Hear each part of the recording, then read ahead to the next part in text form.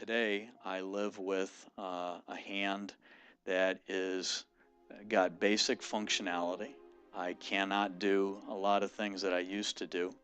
I had played piano for 13 years. That is gone. And I can't do things that I would like to do. Playing basketball or playing catch with a mitt is tough because my fingers are locked in a position.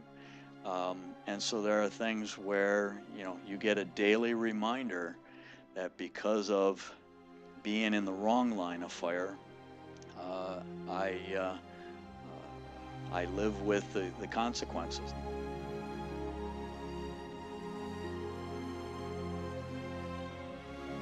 My name is Kevin Shaughnessy, and back in the 80s when I was a production engineer in a brand new startup, we were preparing to clean out equipment, inspect it as part of the RTO.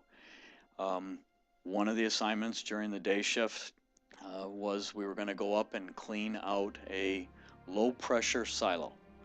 It was one of our product silos. We had to scale a ship ladder that went up about 40 feet in order to get to the platform landing. We had all of our tools and the planning things set up, but we hadn't fully talked through the job. So as we were up on that platform, we were going through what we were going to do. The flange itself did not have a davit arm, and that probably was one of those things that kind of led us to an unrecognized bias. But we talked about we were going to have to rotate the flange out of the way in order to then gain access. And as we got to the point of pulling to the second to the last bolt where we were going to rotate, gravity kicked in, and that flange, because of that, immediately rotated down. It hit the back of my hand, breaking bones in the back of my hand along with two of my fingers, actually shattered the bones in one of the fingers.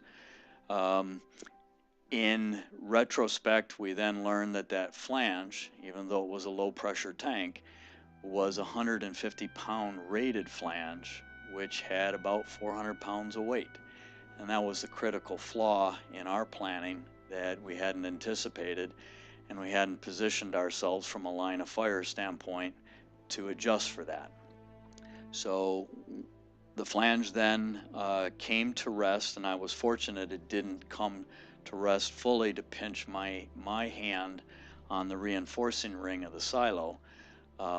But from that point, for me, the idea of good job planning, thorough job planning, and anticipating fully the line of fire and what if and what can go wrong, we had a missing ingredient. It was a low pressure silo. We just did everything reacting that way. Now, I like to believe that I'm a lot smarter and better over these last period of years at anticipating, whether it's at work or home, so that what can go wrong, where do I need to be, or if somebody's with me. And now in my case, it might not just be a son, it could be a grandson.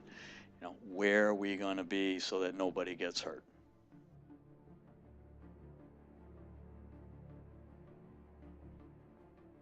I've got functional ability to grab a hold of things. I built the strength back, but I can't lay my hand flat, and I can't make a full fist. So you try to put your hand into a baseball mitt when your fingers are pointing out at where the ball is coming or the basketball, that hurts.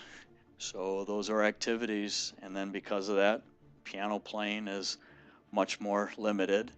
But that's my reminder and my learning experience to share so that nobody else has that same reminder for themselves.